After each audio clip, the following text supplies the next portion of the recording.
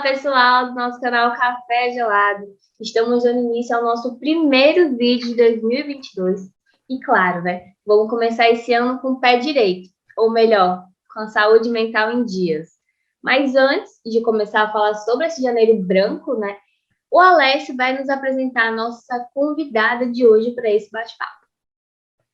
Olá, pessoal. E olha, antes de apresentar a nossa convidada de hoje, eu queria fazer um convite para vocês. Você que está assistindo esse vídeo, que ainda não é inscrito no nosso canal, clica aqui em inscrever-se logo abaixo do vídeo, ativa o sininho das notificações para ficar por dentro de todo o conteúdo que a gente vai postar durante esse ano de 2022. Bom, agora falando sobre a nossa convidada de hoje, ela é psicóloga, coordenadora do Núcleo de Valorização de Oeiras, idealizadora do coletivo Esperança Garcia e do coletivo de Negros e Negras de Oeiras, e também militante do Movimento Negro. Então, seja muito bem-vinda e obrigado por aceitar o nosso convite, Milena, para esse bate-papo de hoje. Olá, Alessio, olá, Tawane. Eu que agradeço o convite para estar aqui hoje participando com vocês, né, para falar de um assunto que é tão importante, é tão relevante, assunto esse que a gente precisa falar não só no mês de janeiro, mas durante todo o ano, mas que em janeiro ganha uma força ainda maior por ser um mês dedicado, né, justamente para o cuidado com a saúde mental. Certo, Milena. Muito obrigada também novamente por ter aceitado aí o convite e estar participando desse bate-papo com a gente. Bom, começo do ano, né? A gente costuma falar que é quando a gente está fazendo nossas metas, nossos planos no decorrer do ano, e é quando as nossas folhas do nosso plano estão todas em brancas, né? Para serem preenchidas. Esse ano é ano de eleição também, então aí vai ter muitas questões para a gente dividir aqui na nossa saúde mental, né? No nosso consciente. Bom, menina, eu gostaria de saber mais um pouco sobre essa campanha, né? Para quem não conhece a campanha do Janeiro Branco, qual é o objetivo dessa campanha e qual o viés que ela vem aqui para a sociedade? Certo, Tawane, a campanha de Janeiro Branco é uma campanha recente, né? Ela é uma campanha de 2014, uma campanha que foi idealizada por psicólogos, visando justamente tratar, né, ou falar um pouco mais a respeito da saúde mental. A gente já costuma ver alguns meses coloridos, né? A gente tem o Setembro Amarelo, onde se fala de prevenção ao suicídio, valorização da vida, Outubro Rosa, onde se fala sobre a prevenção do câncer de mama, enfim, Novembro Azul e etc. Né? Então, em 2014 surge essa ideia, né, de trazer janeiro como um mês também temático voltado, né, justamente sobre o cuidado da saúde mental. E por que janeiro e por que janeiro branco? Você colocou muito bem, já falou um pouquinho, né, do porquê o mês de janeiro e por que recebe esse nome, Janeiro Branco. É justamente janeiro, justamente porque é o primeiro mês do ano, é um mês onde a gente costuma colocar ali no papel todas as nossas metas para o ano, né, o que a gente pretende fazer. É como se a gente pegasse uma folha em branco, como você falou, né, e ali anotasse todos os nossos projetos, tudo aquilo que a gente quer realizar durante o ano, né? Então, assim, é interessante a reflexão que é feita a respeito do Janeiro Branco, né?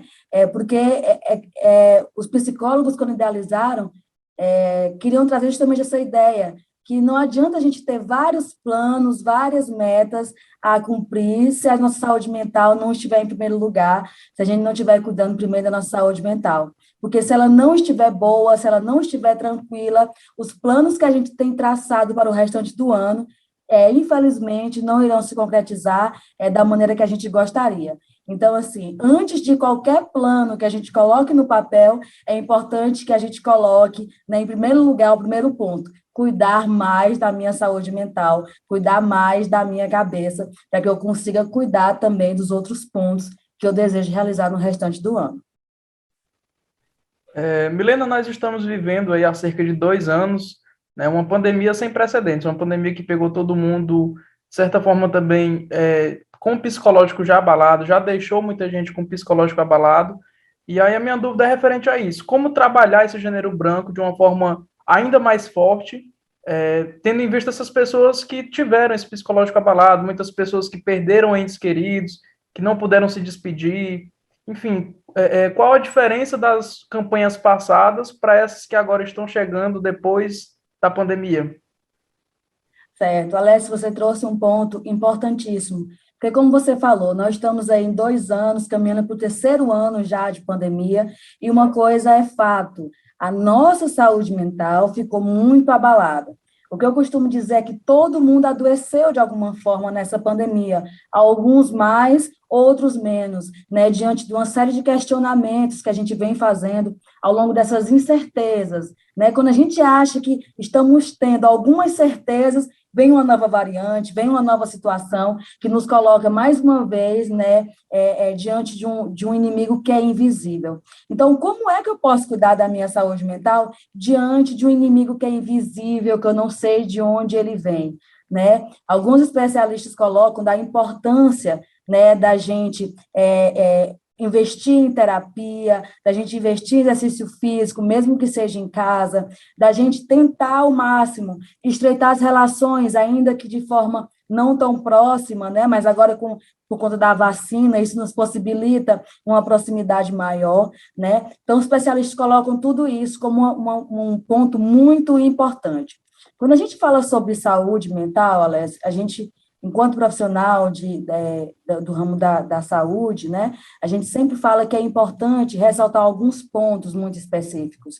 Cuidar da saúde mental é ter um sono de qualidade, é ter uma boa alimentação, é praticar exercício físico e também fazer terapia, né? Então, daí a gente tira alguns pontos que precisam ser trabalhados com a maior atenção durante esse período que a gente está vivenciando. É preciso que o nosso sono ele esteja bem. Como é que eu posso fazer com que o meu sono melhore? Fazendo uma limpeza no ambiente que a gente está, tentando ficar um pouco mais distante do telefone, porque a pandemia nos aproximou ainda mais da tecnologia. A gente passa muito mais tempo no celular, né? Muito mais tempo nas redes sociais, e é importante que a gente também saiba dosar até onde as redes sociais estão influenciando na minha rotina no dia a dia, porque elas também afetam a nossa saúde mental. É importante que a gente mantenha uma alimentação adequada, é importante a prática de exercício, como eu falei anteriormente, e é muito importante que se faça terapia. No mundo ideal, todo mundo estaria assim, com sono em dia, alimentação em dia, terapia em dia, exercício físico em dia. Mas a gente sabe também que o contexto que a gente vive hoje, não só no Brasil, mas no mundo, infelizmente coloca muitas pessoas em desvantagem no acesso a esses pontos, né? É por isso que a campanha do Janeiro Branco, ainda que eu considere ela muito importante, eu acredito que a gente tem que olhar de uma forma mais ampla também. Porque muito se fala do Janeiro Branco sobre o cuidado com a saúde mental, mas somente no âmbito de procurar uma terapia, de fazer um exercício físico, né? Mas quando a gente fala sobre aquelas pessoas que moram na periferia, que não têm acesso a um atendimento de qualidade nos postos de saúde, como é que ela vai ter acesso a uma terapia? Quando a gente fala no contexto brasileiro, onde a gente sabe que é um país pautado no racismo, e o racismo, ele causa adoecimento mental, né? E a estrutura que a gente vive hoje é toda sustentada pelo racismo, como é que a gente pode falar em cuidado em saúde mental se toda a sociedade ainda pratica e traz atos racistas diariamente? Como é que a gente pode falar em saúde mental de qualidade se os governantes, infelizmente, ainda não olham com o olhar que deveria ter para a população? Porque nós temos população que vive em situações precárias de saneamento básico, que não tem alimentação, que não tem acesso à saúde, que não tem acesso ao lazer. Então, como é que a gente pode falar em saúde mental se ainda falta muita coisa para alinhar no nosso contexto? É por isso que é importante a gente falar sobre Janeiro Branco como um ponto importante, né, como uma campanha importante, relevante. Sim, a gente também precisa falar sobre outros pontos, né, que vão além do processo de terapia, né, como, por exemplo, o fato de a gente escolher muito bem as pessoas que nos representam nos cargos, né, de poder e de decisão, porque isso também influencia na nossa saúde mental. Se a gente não escolhe adequadamente um representante que olha, de fato, para o que a sociedade precisa, infelizmente, nós estaremos colocando no poder alguém que vai lutar contra a nossa saúde mental.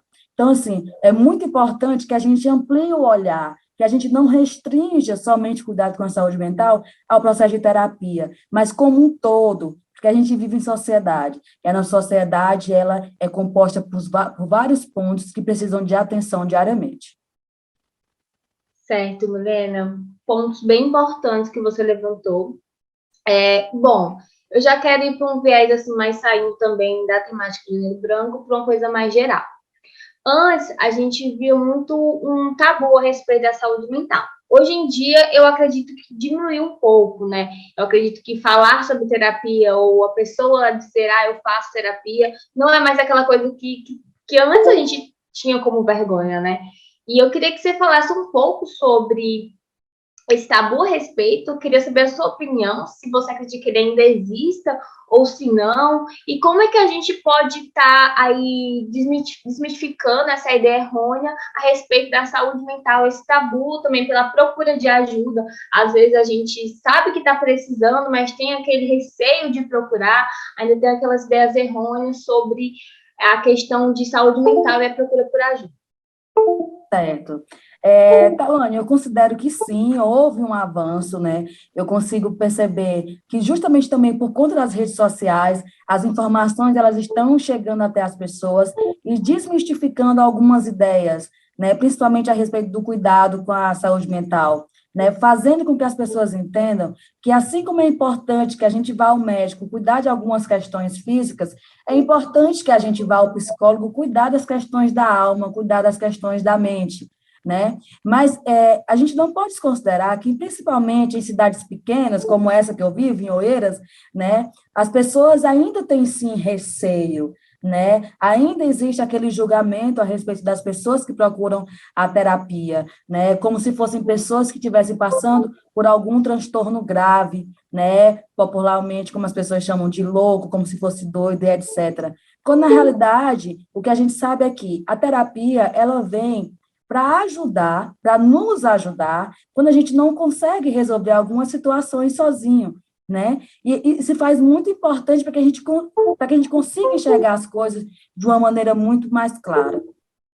Eu acho muito importante a gente falar sobre isso, porque também serve, né, para aquelas pessoas que vão procurar a terapia achando que lá elas vão encontrar uma receita de bolo, né, onde vai estar tudo pronto, vai chegar lá na nossa sala e o psicólogo vai passar uma receitinha dizendo, olha, você tem que fazer isso, isso, isso, isso. Quando na realidade não é assim, né? Porque seria até mesmo desonesto por parte do profissional vir com uma receita de bolo. Porque como é que um próprio profissional pode passar uma receita para uma vida que ele não vive, né? Que quem vive é o outro. É por isso que na terapia a gente diz sempre que o psicólogo está lá para caminhar junto com o cliente / paciente, né, para encontrar os melhores caminhos juntos e etc., né, tentando estabelecer uma relação de independência e não uma relação de dependência. O psicólogo, quando ele atende alguém, ele já tenta estabelecer ali uma relação de independência, para que ao caminhar do processo, esse paciente, esse cliente, ele possa caminhar sozinho com as próprias pernas, sem precisar mais da terapia, né? Então, é muito importante que as pessoas tenham consciência disso. E é tão importante, e é muito importante também que as pessoas entendam que, às vezes, a forma como a gente julga, a forma como a gente se posiciona diante de algumas situações, pode contribuir para o adoecimento mental de uma outra pessoa. Porque, veja só, imagine alguém que está em sofrimento, alguém que precisa de um acompanhamento psicológico, acompanhamento psiquiátrico, e que não procura esses profissionais, porque tem alguém na vizinhança que vai julgar essa pessoa, porque tem algum amigo que vai apontar o dedo para ela, chamando ela de desequilibrada, de doida, etc. e tal, né? Imagina o sofrimento que essa pessoa vai ter, porque ela está ali sofrendo, precisando de ajuda, mas ela tem vergonha de ir procurar o serviço, porque tem pessoas apontando o dedo para ela. Então, é muito importante que, para além da gente tentar desmistificar a concepção individual sobre procurar ajuda, é importante que a gente também reveja os nossos julgamentos diante das pessoas que procuram a ajuda de um psicólogo e de um psiquiatra. Milena, até pegando agora outra temática, entrando em outra área também, uma dúvida minha pessoal, mas acredito que muitas pessoas que nos assistirem também têm essa dúvida e gostariam de esclarecer. Eu acho que você tem conhecimento, com certeza deve ter dos coaches motivacionais, esses coaches que eles dão conselhos que muitas vezes não se encaixam na vida das pessoas que estão recebendo aqueles conselhos. E aí são sempre conselhos positivos, de que tudo vai dar certo, e as pessoas costumam seguir esses conselhos à risca, como se realmente fosse dar certo, como se realmente fosse acontecer. E quando não dá, vem a frustração, vem aquele sentimento depressivo, enfim, a ansiedade começa também a palpitar. E eu gostaria que você falasse sobre isso, essa relação do coach, né, se ela é prejudicial, até que ponto ela pode ser estabelecida enfim, com um cliente ou com alguém que receba essa espécie de dica, né, digamos assim. E o que é que você tem a falar sobre essa nova profissão que vem surgindo aí nos últimos anos? Bom, Alessio, eu, enquanto profissional de psicologia que é uma ciência, né, eu tenho muitas críticas aos coachings, né, porque, assim, tudo, eu acredito que tudo que é generalizado é errado, de certa forma. Você imagina pegar várias pessoas que vão seguir a mesma dica, sabe? Qual é a probabilidade disso dar certo para todo mundo, sabe? Então, minha crítica é justamente por aí. Eu considero que existem profissionais que são muito bons, que são responsáveis, né? Mas eu considero também que tem profissionais que, infelizmente, não levam em consideração a complexidade que é a vida humana. Quando a pessoa chega na minha sala, Alessio, às vezes pedindo um diagnóstico exato, baseado ali em um ponto ou outro, eu evito dar esse diagnóstico, porque eu preciso ouvir essa pessoa, eu preciso saber da vida dela, eu preciso saber, né, a intensidade, a frequência com que esses comportamentos vêm se apresentando na vida da pessoa, para só depois, né, a gente chegar a uma conclusão do que pode ser aqui. Então, você imagina eu ir para uma rede social e trazer pontos muito generalizados, muito genéricos, e dizer, olha, faça isso porque sua vida vai dar certo, seja positivo porque as coisas vão melhorar, sabe? É não levar em consideração a complexidade que envolve a vida daquela pessoa, entende? Porque, assim, pode ser que esse ponto positivo dê certo para uma pessoa, pode ser, mas pode ser que não dê para outra. E se não der, e as frustrações que vão causar? E a ansiedade? E a tristeza? Quem é que vai manejar isso? Quem é que vai lidar com isso? Sabe? Então, é importante que, acima de tudo, exista responsabilidade na hora da gente exercer as nossas profissões, porque nós estamos falando de vidas, né? E vidas precisam de um acompanhamento responsável e sério. Certo, Milena? Bom, no início do bate-papo, você falou aí, já puxando para um quesito político, né? Saúde mental. Eu queria saber, Milena, se você também vê a saúde mental como a gente fala sobre atendimento psicológico, a gente vê que há programas, que há campanha, né? Que visa aí trazendo essa acessibilidade às pessoas que ela tenham, né? Esse recurso.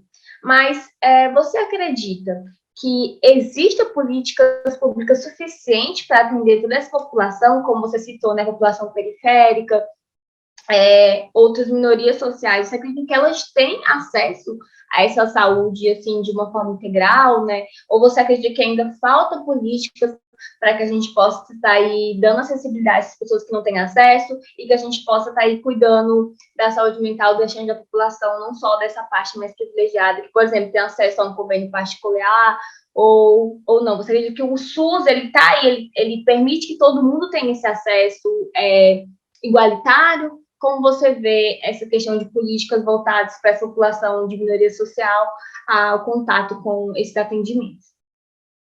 Certo, Tawane. Eu não só acho que faltam políticas públicas, que a gente tem poucas políticas públicas, como a gente também vem vendo nos últimos anos um desmonte da rede de saúde pública do país, principalmente da rede de saúde mental, com cortes, né, nessa área. Então, se a gente já não tinha tantos programas assim, voltado para a atenção à saúde mental, nós estamos enfrentando um desmonte né, dos programas que ainda existiam, com corte de verba, corte de pessoal, etc., né, e também com o aumento das residências terapêuticas, que eu tenho minhas críticas também. Nós temos no Brasil, depois de muita luta, porque tudo que diz respeito à saúde pública no país foi conquistado por muita luta, de gente que precisava e foi lá e lutou, né? E uma dessas conquistas foram os centros de atenção psicossocial.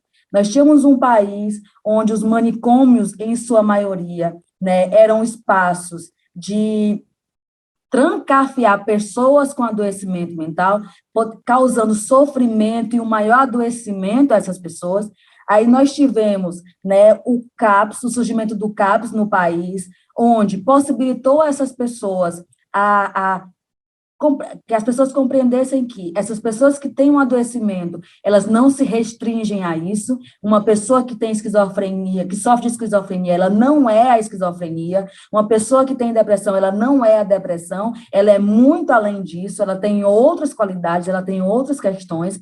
E o CAPS possibilitou isso, dessa pessoa poder se dirigir até o serviço, e lá poder contar com arte-terapia, com terapia, né, com vários outros serviços que pudessem ajudar na melhor saúde mental dessas pessoas, sem que elas ficassem trancafiadas dentro de quartos sujos, pequenos, enfim. Né? E aí, a gente está vendo agora o aumento das residências terapêuticas e o desmonte do SUS, né? O desmonte dos centros de atenção psicossocial. Na realidade, de certa forma, uma retomada aos manicômios, né? E isso é muito preocupante. Então, assim, quando a gente fala da população que mais sofre com alcoolismo, nós estamos falando, por exemplo, da população negra, que é a que mais sofre com alcoolismo. Quando a gente fala das pessoas que mais sofrem com ideação suicida, nós estamos falando da população negra, que em sua maioria estão nas periferias, né? Estão sem saneamento básico, estão sem acesso à educação, à escola, tudo que eu coloquei aqui. Né? Então, assim, se essas pessoas elas não estão tendo acesso ao básico, como é que elas vão ter acesso aos serviços de saúde de qualidade se a gente vem sofrendo esse desmonte? Né? Chega a ser injusto, é cruel, é doentio. Né? Então, assim, a gente precisa realmente se organizar, como eu falei anteriormente, para escolher representantes que, de fato, estejam preocupados com a saúde mental, mas que realmente estejam preocupados, não aqueles que levantam a bandeira somente para se promover em algum momento, né, e depois deixam para lá, porque nós estamos falando realmente de pessoas que precisam desses cuidados. Enquanto profissional de psicologia, eu sei que a psicologia ainda é uma profissão extremamente elitizada, né? Nós temos, sim, psicólogos nos postinhos de saúde, mas são psicólogos que, infelizmente, por conta da demanda e da cobrança que existe, faz um atendimento em 20 minutos, né, em 25 minutos. Como é que em 20 minutos, 25 minutos, eu vou dar conta de ouvir o sofrimento de uma pessoa? Então, eu entendo que isso não é culpa do profissional, é culpa, talvez, da organização da rede, da demanda que é grande demais e de tudo que ele tem que dar conta durante o dia. Mas a gente precisa rever isso, porque não pode ser assim, né? Então, quem tem dinheiro, quem tem condição, vai para uma clínica particular fazer terapia. E lá ela vai ter lá os seus 40 minutos, 50 minutos de atendimento, né, toda semana sendo acompanhada por um profissional de perto. É uma vantagem para ela. A gente não pode fechar os olhos para aquelas pessoas que não têm essa possibilidade de chegar até o consultório particular. Né? A gente precisa se mover. Também não dá para a gente colocar somente a culpa nos governantes, porque é a gente que coloca eles lá. Se a gente não olhar para isso com atenção, a gente vai acabar engrossando, na realidade, esse movimento, né, que é de descaso com a vida do ser humano. Milena, você bem comentou a situação que o Brasil, que as pessoas hoje se encontram, economicamente falando, né, a vulnerabilidade social ela vem aumentando bastante, as pessoas estão voltando para a pobreza, e nessa pobreza elas priorizam realmente a subsistência, muitas vezes, o trabalho, às vezes, de 12 horas diárias, é um subtrabalho, e que deixam de lado essa parte da saúde mental, infelizmente, não por vontade, mas por necessidade. E aí essas pessoas costumam não procurando esse atendimento. Principalmente agora nesse Janeiro Branco, para as pessoas que estão nos assistindo, quais são os sinais de que a pessoa está Lógico, todo mundo precisa fazer terapia constantemente, mas quais são os sinais assim mais graves que um familiar, um amigo pode estar observando para estar tentando intervir e, de certa forma, ajudar, levando aquela pessoa a um profissional para que ele seja atendido? E quais são os meios hoje em dia? Há um canal de teleatendimento? Se o SUS ele está conseguindo atender a demanda? E quais são esses sinais que as pessoas podem identificar em alguém que está passando por um momento muito grave e possa tentar ajudar? Como eu falei, Alex, quando a gente fala sobre saúde mental, a gente fala de um campo muito amplo, né? Mas é claro que existem, sim, alguns comportamentos que a gente pode averiguar aí. A gente não pode falar nesse momento, não pode chegar e afirmar que, por exemplo, durante a pandemia, o nível de ansiedade aumentou, porque a Organização Mundial de Saúde ainda não fez um levantamento adequado sobre isso, mas eu, na minha prática, eu consigo ver muitas pessoas que chegam na minha sala, né, justamente trazendo essa demanda de ansiedade, essa demanda de depressão, essa demanda de humor deprimido e de outros adoecimentos. É muito importante que a gente esteja sempre com um olhar muito atento para as mudanças de comportamento, né, porque como a gente colocou aqui, a pandemia ela fez com que a gente tomasse alguns cuidados, algumas precauções e lutasse contra o inimigo invisível, né? E passasse a ter medo de diversas situações. Então, é importante que a gente perceba a frequência e a intensidade com que uma pessoa, por exemplo, se manifesta triste.